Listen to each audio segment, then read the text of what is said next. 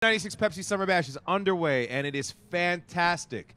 Outside is fantastic, but back here is pretty awesome, too. We have Zedd. Zedd's in the house. Yay!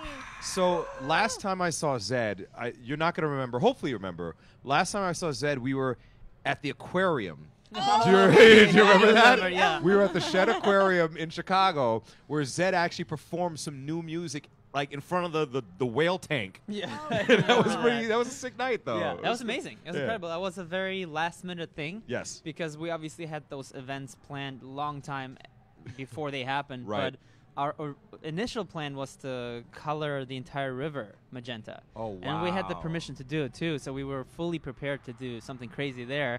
And then last minute it was like, oh, actually, no, you guys can't do it. And we're like, we literally just prepared everything to do this.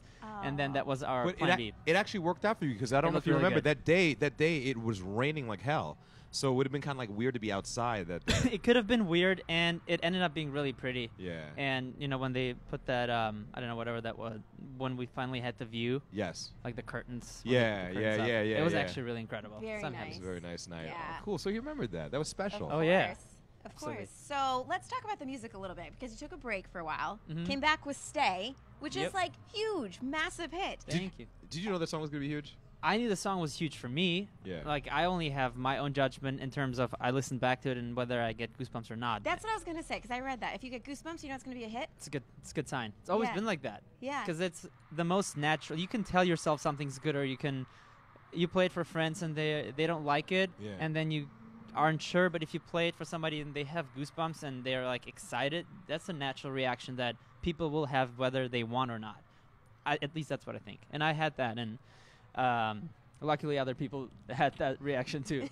That is by far my favorite song on the radio right now. Thank you so Absolutely.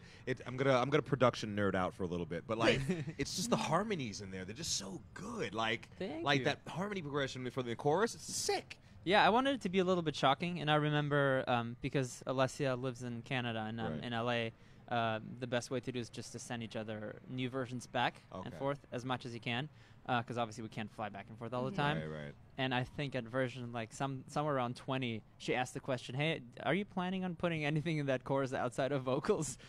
And I was like, no. I actually don't, because I really want it to be a shocking moment that grabs your attention. Yeah. And even more than the drop, I think, because just all the reverb is gone. Also, a little nerd talk. And, Yeah. And it's just vocal and a lot of awkward breaks, which Right. I think is really awesome, because you're like, And it's a little slower, right? it's not slower. It might feel like that. I mean, the entire song is slower than what I typically do. Yeah. But the tempo doesn't change. It's just those breaks in the middle of the words are so empty. There's nothing there besides close to A lot of time on the reverb. radio, we think we have dead air, and then we no, They were it's like, good. It's oh right. yeah. That's cool. Okay. It's shocking. But you're a musician too. I mean, you play what? Drums, right? Piano, a little bit of guitar. Yeah. And so do you utilize that when you're even producing EDM type stuff? I mean, it helps me a lot to write the songs. I typically start every song, even if it's EDM, on a piano. Okay. So sometimes I have a vocal to begin with, and sometimes I don't.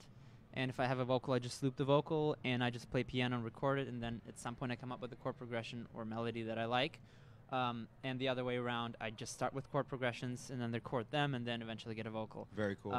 But I think it helps a lot. Also for fills, and that's just a taste thing, but I like, even if they're electronic drums, I like for them to be theoretically playable by a drummer.